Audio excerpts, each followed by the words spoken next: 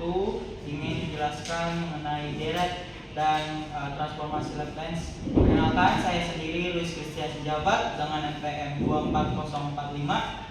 Saya Nikita Fiani dengan NPM 24058. Saya Cian Kawahiri dengan NPM 2403. Saya Abdullah Cendikia Babe dengan NPM 24052. Dan salah satu rekan kami yang berhalangan hadir bernama Nizar Wibowo dengan NPM 24039.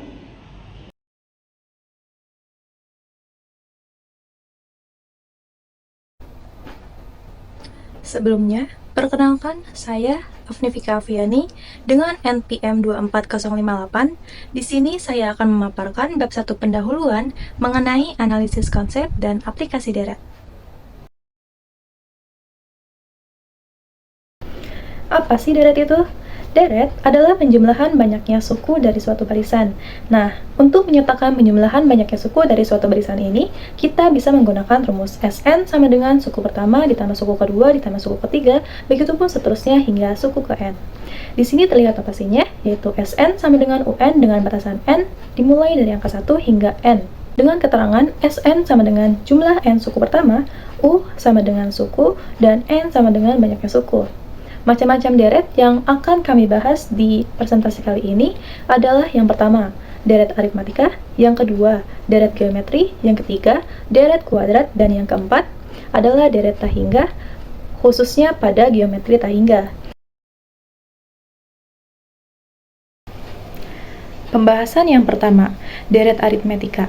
Deret aritmetika adalah penjumlahan dari suatu barisan bilangan yang memiliki selisih tetap dan selalu berurutan. Di sini, rumus utamanya yaitu suku pertama ditambah suku kedua ditambah suku ketiga, begitupun seterusnya hingga suku ke n. Atau bisa juga A ditambah A plus B ditambah A plus 2B ditambah seterusnya hingga A plus n-1 dikali B. Dengan rumus untuk mencari jumlah n suku pertamanya yaitu Sn sama dengan n per 2 dikali 2A plus n-1 dikali B, atau Sn sama dengan n per 2 dikali A plus Un, dengan bedanya adalah sama dengan Un dikurangi Un-1. Dengan keterangan Sn sama dengan jumlah n suku pertama, n adalah banyaknya suku dan A suku pertama serta B adalah selisih antar suku atau beda. Contoh soal yang pertama, suatu deret aritmetika yang terdiri dari bilangan-bilangan ganjil yaitu 3, plus 5, plus 7, plus titik-titik, plus K sama dengan 440. Dari soal diketahui A atau suku pertamanya sama dengan 3, B atau bedanya sama dengan suku kedua dikurangi suku pertama, atau sama dengan 5 dikurangi 3 sama dengan 2. Yang ditanyakan adalah K-nya. Nah, untuk menjawab soalan ini, kita gunakan rumus Sn sama dengan n per 2 dikali 2A plus n-1 dikali B. Setelah itu, kita substitusikan yang sudah kita ketahui ke dalam rumus. Dari soal, kita ketahui Sn-nya sama dengan 440, A-nya sama dengan 3, dan B-nya sama dengan 2. Setelah kita substitusikan ke dalam rumus, kita kalikan kedua ruas dengan 2, maka menjadi 880 sama dengan n dikali 6 plus 2n min 2. Setelah itu kita kalikan n-nya ke dalam menjadi 6n plus 2n kuadrat min 2. Setelah itu kita kurangi kedua ruas dengan 880, maka menjadi 2n kuadrat plus 4n min 880 sama dengan 0. Nah, setelah itu kita bagi kedua ruas dengan 2, maka menjadi n kuadrat plus n plus 2n min 440 sama dengan 0. Setelah itu kita faktorkan, maka didapat n min 20 dan n plus 22. Nah, dari situ kita dapat n satunya adalah sama dengan 20 dan n 2-nya sama dengan min 20. Karena n 2-nya minus, maka tidak memenuhi. Nah, setelah itu kita substitusikan nilai n sama dengan 20-nya untuk mencari nilai K. K itu sama dengan UN, dan n-nya kita ganti dengan 20 menjadi UN sama dengan A plus n-1 dikali B. Nah, K-nya sama dengan 3 plus 20 dikurangi 1 dikali 2, K-nya sama dengan 3 plus 38, dan didapat K sama dengan 41. Jadi, nilai K yang memenuhi deret aritmetika tersebut adalah 41. Lanjut ke contoh soal yang kedua. Jika jumlah n suku pertama deret aritmetika adalah Sn sama dengan 2n kuadrat plus 3n, maka beda deretnya adalah, dari soal diketahui Sn sama dengan 2n kuadrat plus 3n. Yang ditanyakan adalah B atau bedanya. Untuk menjawab soalan ini, kita samakan dulu S1 sama dengan U1. Karena U1 adalah sama dengan suku pertama yang artinya A, maka S1 sama dengan A. Setelah itu, kita gunakan persamaan yang ada di soal tadi, yang Sn sama dengan 2n kuadrat plus 3n. Setelah itu kita substitusikan n sama dengan 1 ke dalam persamaan tadi menjadi 2 dikali 1 kuadrat plus 3 dikali 1. Maka didapat S1-nya sama dengan 5. Setelah itu kita mencari S2 menggunakan persamaan tadi dengan mensubstitusikan nilai n sama dengan 2. Menjadi 2 dikali 2 kuadrat plus 3 dikali 2. Maka didapat S2-nya sama dengan 14. Setelah itu kita mencari B-nya dengan menggunakan rumus S2-nya. Dari S2 kan sama dengan U1 ditambah U2. U1 sama dengan A dan U2 sama dengan A plus B. Maka S2 sama dengan A ditambah A plus B. Setelah itu kita tambahkan A-nya menjadi S2 sama dengan 2A plus B. S2-nya sudah didapat yaitu 14. Setelah itu menjadi 14 sama dengan 2 dikali 5 ditambah B. Karena A-nya kita sudah dapatkan yaitu 5. Setelah itu kita pindahkan ruas menjadi B sama dengan 14 dikurangi 10, maka didapat B sama dengan 4. Jadi, beda deret dari deret aritmetika tersebut adalah 4. Lanjut ke pembahasan selanjutnya, yaitu deret geometri. Deret geometri adalah penjumlahan suku-suku pada barisan geometri yang setiap sukunya diperoleh dengan mengalihkan suku sebelumnya dengan suatu bilangan tetap yang disebut rasio. Untuk mencari suku Kn pada deret geometri, kita gunakan rumus UN sama dengan AR pangkat N-1 dengan R sama dengan UN per UN-1. Sementara, rumus untuk mencari jumlah N suku pertamanya, apabila rasionya kurang dari 1, maka gunakan rumus Sn sama dengan A dikali 1 min R pangkat N per 1 min R. Dan apabila rasionya lebih besar dari 1, maka gunakan rumus Sn sama dengan A dikali R pangkat N-1 per R-1. Dengan keterangan, UN sama dengan suku Kn, Sn sama dengan jumlah N suku pertama, A sama dengan suku pertama, R sama dengan rasio, dan N sama dengan banyaknya suku.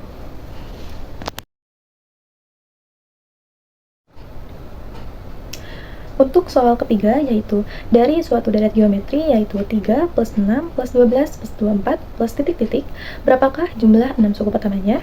Dari soal diketahui A atau suku pertamanya adalah sama dengan 3, N sama dengan 6, dan R sama dengan U2 dibagi U1, yaitu 6 dibagi 3 sama dengan 2. Yang ditanyakan adalah 6 suku pertamanya, yaitu atau disebut juga S6.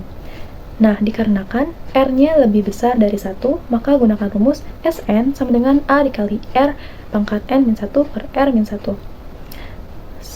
Lalu kita substitusikan yang sudah diketahui pada soal ke dalam rumus, menjadi S6 sama dengan 3 dikali 2 pangkat 6-1 per 2-1. Maka S6 sama dengan 3 dikali 63 per 1, maka S6 didapat sama dengan 189. Jadi, jumlah 6 suku pertama dari deret geometri tersebut adalah 189.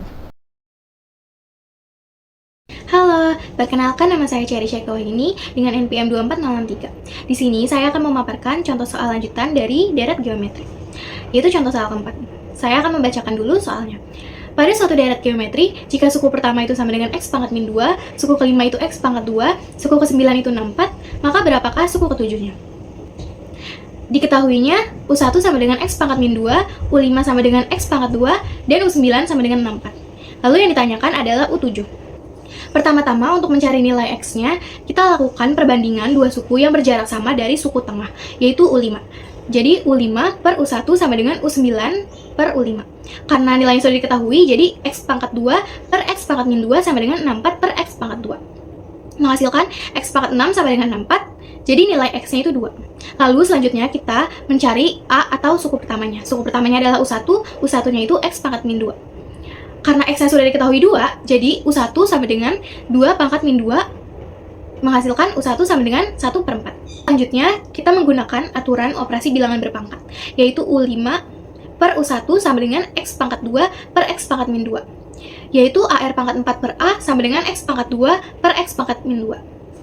Untuk sisi sebelah kiri, A-nya itu dicoret sehingga menghasilkan R pangkat 4. Untuk sisi sebelah kanan, X pangkat 2 per X pangkat min 2 itu X pangkat 4, sehingga menghasilkan R pangkat 4 sama dengan X pangkat 4, yang berarti nilai R itu sama dengan nilai X.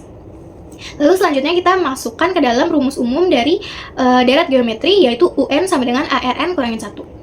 Jadi U7 sama dengan ARN kurangin 1, A-nya sudah diketahui itu 1/4, R-nya itu sudah diketahui sama dengan 2, dan N-nya itu 7, sehingga menghasilkan U7 sama dengan 1/4 dikali 2 pangkat 6, sehingga menghasilkan U7 sama dengan 16. Jadi suku ketujuh dari deret geometri tersebut adalah 16.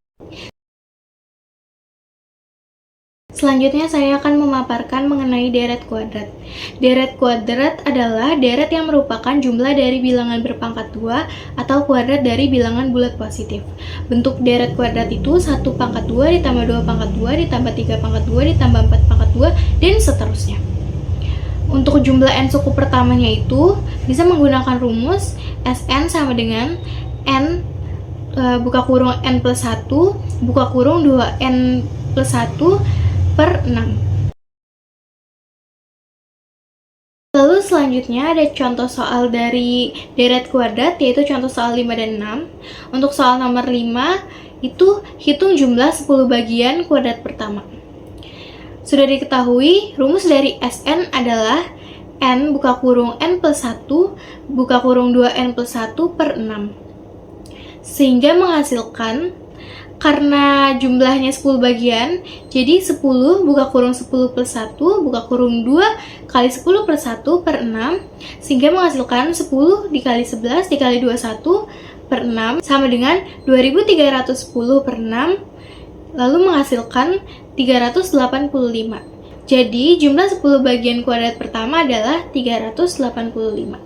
Lalu selanjutnya ada contoh soal 6, yaitu soal cerita. Saya akan membacakan soalnya. Seseorang menyusun kotak-kotak kecil membentuk persegi besar setiap harinya. Untuk hari pertama, dia menyusun 1 kotak. Untuk hari kedua, dia menyusun 4 kotak. Untuk hari ketiga, dia menyusun 9 kotak. Dan seterusnya hingga hari ke N. Jika total kotak yang digunakan selama N hari adalah 9.455, tentukan nilai N-nya. Lalu dapat kita lihat bahwa dari hari ke-1 sampai hari ke-3, susunan kotak yang didapat itu membentuk deret kuadrat. Sehingga untuk menjawabnya, gunakan rumus jumlah deret kuadrat, yaitu Sn sama dengan n buka kurung n plus 1 buka kurung 2n plus 1 per 6 sama dengan 9.455. Lalu, untuk mengetahui berapa sih nilai n-nya, kita menggunakan percobaan, yaitu percobaan yang pertama itu menggunakan n sama dengan 17. Menghasilkan Sn sama dengan 17 dikali 18 dikali 35 per 6, menghasilkan 10.710 dibagi 6, yaitu 1.785. Jumlah ini masih terlalu kecil dari n yang dicari. Lalu kita coba n-nya itu 19, yaitu Sn sama dengan 19 kali 20 dikali 39 per 6 sama dengan 14.820 per 6 sama dengan 2.470. Walaupun nilainya sudah lebih gede dari sebelumnya, tapi masih belum sesuai dengan n yang dicari. Lalu selanjutnya kita coba n-nya itu 30. Jadi Sn sama dengan 30 kali 31 kali 61 per 6 sama dengan 54.730 per 6, lalu dihasilkan 9.455. Untuk n sama dengan 30 ini, jumlah yang didapatkan itu tepat sesuai dengan n yang kita harapkan. Jadi total hari yang digunakan untuk menyusun 9.455 kotak adalah 30 hari. Halo semuanya, perkenalkan saya Nizar Wibowo dengan NPM 24039. Di sini saya akan menjelaskan deret geometri tahingga. Deret geometri tahingga merupakan penjumlahan suku-suku pada barisan geometri yang banyaknya tahingga. Deret geometri ini memiliki dua jenis. Untuk yang pertama itu divergen, yang kedua konvergen. Divergen ini memiliki syarat rasio dengan R lebih dari 1 atau R kurang dari negatif 1 dengan rumus S tahingga sama dengan A plus min tahingga per 1 min R. Selanjutnya yang konvergen memiliki syarat rasio antara negatif 1 dengan positif 1, atau bisa kita tulis dengan nilai mutlak R kurang dari 1 dengan rumus S tak hingga sama dengan A per 1 min R. Untuk mencari R-nya itu R sama dengan Sn per Sn dikurang 1. Keterangan. Oke, untuk A itu suku pertama, yang R rasio, Sn jumlah deret tak hingga, N nomor suku. Lanjut untuk contoh soal yang pertama, yaitu terdapat suatu deret geometri tak hingga diketahui jumlahnya 81. Jika rasionya 2/3, maka suku ketiganya adalah, oke, di sini sudah kita ketahui untuk jumlahnya itu 81 dengan rasio 2/3. Yang ditanyakan suku ketiga atau U3. Kita masukkan saja rumusnya, S tak hingga sama dengan A per 1 min R. Untuk S tak hingganya itu tadi 81, tinggal kita masukkan saja, 81 sama dengan A per 1 dikurang 1/3. Didapat hasil 81 sama dengan A per 1/3. Kita pindah ruas, A sama dengan 81 dibagi 3, dan nilai akhirnya itu 27. Karena diantara min 1 dengan 1 konvergen, maka UN sama dengan AR pangkat N min 1. Tinggal kita masukkan saja, UN-nya itu U3 sama dengan A-nya 27, R-nya 2/3, pangkatnya 3 dikurang 1 menjadi 2. Oke, berarti 27 dikali 2/3 pangkat 2. Dan didapat hasil akhirnya itu 12. Baik, untuk soal nomor 2, nilai X yang memenuhi 1 ditambah buka kurung X min 1 tutup kurung kuadrat ditambah buka kurung X min 1 tutup kurung pangkat 3 ditambah buka kurung X min 1 tutup kurung pangkat 4 ditambah titik-titik sama dengan 2 min X adalah, oke, jadi di sini kita kurangi kedua ruas dengan 1, menjadi hasilnya itu 1 min X. Lanjut, kita diketahui A sama dengan X min 1 tutup kurung kuadrat. R sama dengan U2 per U1 sama dengan buka kurung X min 1 tutup kurung pangkat 3 sama dengan buka kurung X min 1 tutup kurung. Oke, di sini karena diantara negatif 1 dengan positif 1, maka kita dapat hasil seperti yang ada pada PPT. Lanjut, untuk soal jawaban ini kita masukkan rumus S tak hingga sama dengan A per 1 min R. 1 min X sama dengan buka kurung X min 1 tutup kurung pangkat 2 per 1 min buka kurung X min 1 tutup kurung. Assalamualaikum warahmatullahi wabarakatuh. Perkenalkan, saya Bila Cendikia Pabe. Di sini saya akan menjelaskan terkait jurnal yang berkaitan dengan transformasi Laplace. Di sini saya akan mempresentasikan hasil review jurnal dari kelompok 1 dengan judul jurnal yaitu Application of Laplace Transform for Solving Second Order Differential Equation in RLC Circuit yang ditulis oleh Priyanka Sharma dan Rajev Kumar. Jurnal ini diterbitkan pada tahun 2020, tepatnya pada bulan Februari, yaitu diterbitkan oleh International Journal of Engineering Research and Application. Baik, di sini saya akan membacakan ringkasan isi jurnal dengan judul jurnal yaitu Application of Laplace Transform for Solving Second Order Differential in Equation in RLC Circuit. Jurnal dimulai dengan penjelasan tentang pentingnya analisis sistem dinamis dalam dunia teknik elektro. Penulis mengangkat sistem RLC sebagai kasus utama karena merupakan sistem linear order 2 yang paling mendasar. Jurnal ini kemudian menjelaskan secara matematis bagaimana persamaan diferensial yang menggambarkan rangkaian RLC dibentuk melalui hukum tegangan Kirchhoff. Setelah modul matematis didapatkan, penulis menggunakan transformasi Laplace untuk mengubah dari sistem domain waktu atau time domain menjadi domain frekuensi kompleks atau S-domain. Langkah ini memudahkan proses penyelesaian karena diferensial berubah menjadi sebuah bentuk aljabar yang biasa. Setelah solusi dalam S-domain diperoleh, penulis melakukan inverse transformasi Laplace untuk mendapatkan kembali bentuk solusi dalam domain waktu, yakni arus atau tegangan sebagai fungsi waktu. Dalam jurnal ini juga disertakan simulasi hasil menggunakan MATLAB untuk menunjukkan validitas hasil perhitungan analitik. Penulis juga menunjukkan bagaimana perubahan parameter R, L, dan C untuk mempengaruhi respons sistem baik dalam bentuk grafik maupun tabel. Selanjutnya ada saran yang bisa dilakukan oleh penelitian selanjutnya ataupun diteliti kembali. Yang pertama, diverifikasi studi kasus. Penelitian berikutnya diharapkan dapat memperluas objek kajian dari sistem RLC menjadi sistem-sistem dinamis lainnya, seperti sistem pegas massa redaman dalam mekanika klasik, dan yang kedua ada sistem pemanasan dalam termodinamika. Yang kedua, analisis kestabilan yang lebih mendalam. Transformasi Laplace sangat berguna dalam menganalisis kestabilan sistem melalui pencarian akar-akar dari fungsi alih transfer function. Penelitian sebaiknya menambahkan kajian ini agar pembaca mendapatkan pemahaman lebih luas tentang bagaimana sistem akan berperilaku dalam jangka yang cukup panjang. Yang ketiga, implementasi dalam desain sistem akan lebih menarik jika hasil analitik tersebut dijadikan dasar untuk merancang sebuah sistem pengendali, misalnya kontrol PID, dan kemudian diuji pada sistem yang nyata. Lalu yang terakhir atau yang keempat, penggunaan software interaktif. Penerapan transformasi Laplace bisa dikembangkan ke dalam media pembelajaran interaktif berbasis Python, MATLAB aplikasi designer, ataupun Simulink untuk menarik minat mahasiswa dalam memahami dinamika sistem. Sebelumnya, perkenalkan, nama saya Ruis Kristian Sijabat dengan NPM 24045. Di sini saya akan menjelaskan mengenai kelebihan jurnal, kekurangan jurnal, serta kesimpulan. Untuk kelebihan jurnal sendiri, yang pertama ada relevansi topik yang tinggi. Kenapa? Karena topik yang dibahas sangat relevan, terutama bagi kalangan mahasiswa dan peneliti teknik elektro, teknik fisika, dan bidang lain yang berkaitan dengan sistem dinamis linear. Sistem RLC adalah bagian penting dari kurikulum teknik elektro dan pembahasan mengenai cara penyelesaian matematisnya menggunakan transformasi Laplace yang sangat berguna. Untuk kelebihan jurnal yang kedua, yaitu metodologi jelas dan sistematis.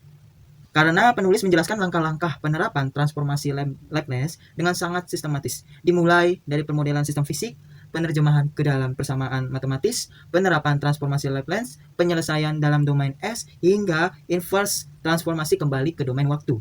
Untuk kelebihan yang ketiga, yaitu konsistensi ilmiah. Jurnal ini menggunakan notasi dan prosedur matematika yang konsisten, sesuai dengan kaidah dalam buku-buku standar seperti Mathematical Methods for Physics oleh R. Venn dan Weber, serta Modern Control Engineering oleh Katsuhiko Ogata. Lalu, kelebihan yang keempat adalah simulasi pendukung.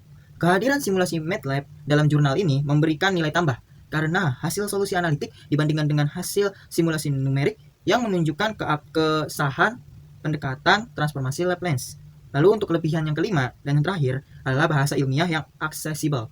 Kenapa? Karena walaupun mengandung muatan matematika yang cukup padat, penjelasan ini tetap disusun dalam bahasa yang mudah diakses oleh mahasiswa atau peneliti tingkat pemula. Lalu untuk kekurangan jurnal itu sendiri, yang pertama adalah lingkup aplikasi yang terlalu spesifik. Penulis hanya membatasi pembahasan pada sistem RLC sederhana tanpa memperluas pada variasi sistem dinamis lainnya. Padahal, metode transformasi Laplace juga sangat efektif untuk sistem mekanik, termal, ekonomi, dan biomedik. Lalu, kekurangannya selanjutnya yaitu minimnya analisis kestabilan. Tak ada pembahasan mendalam mengenai kestabilan sistem, padahal transformasi Laplace ini membuka jalan untuk analisis kestabilan melalui pole zero map, lokasi akar pada domain kompleks, dan lain-lain. Ini menjadi kekurangan penting jika jurnal ini ditujukan untuk aplikasi desain sistem kendali. Lalu untuk kekurangan yang ketiga, yaitu grafiknya yang kurang informatif. Kenapa? Karena beberapa grafik dalam jurnal ini hanya ditampilkan tanpa penjelasan naratif yang cukup mendalam. Sehingga hal ini membuat pembaca harus menganalisis sendiri makna dari kurva yang ditampilkan. Lalu untuk kekurangan yang keempat, dan yang terakhir yaitu tidak dibahasnya keterbatasan transformasi Laplace sendiri adalah metode yang sangat ampuh, tetapi memiliki keterbatasan. Misalnya, hanya berlaku untuk fungsi-fungsi yang piecewise, continuous, dan eksponensial terikat. Hal ini tak dijelaskan dalam jurnal, padahal penting untuk mengetahui ruang lingkup penggunaan metode tersebut. Lalu, kesimpulannya adalah secara keseluruhan, jurnal karya Sharma dan Kumar ini memberikan kontribusi yang penting dalam memahami penerapan transformasi Laplace untuk menyelesaikan sistem dinamis linear seperti rangkaian RLC. Penulis ini berhasil menunjukkan keunggulan metode ini secara sistematis dan aplikatif. Meskipun jurnal ini masih memiliki kekurangan dalam aspek analisis kestabilan dan variasi aplikasi, namun kualitas penyajian, konsistensi metode, serta validasi melalui simulasi menjadikan jurnal ini sebagai referensi yang sangat baik, khususnya untuk mahasiswa dan peneliti pemula di bidang teknik elektro dan fisika terapan. Dengan melakukan pengembangan lanjutan terhadap metode ini, baik dari sisi teoritis maupun praktis, transformasi Laplace tetap akan menjadi alat yang relevan dan penting dalam menghadapi tantangan rekayasa sistem dinamis masa kini. Sekian penjelasan dari kelompok kami. Terima kasih. Wassalamualaikum warahmatullahi wabarakatuh. Sekian penjelasan dari kelompok kami. Terima kasih. Wassalamualaikum warahmatullahi wabarakatuh.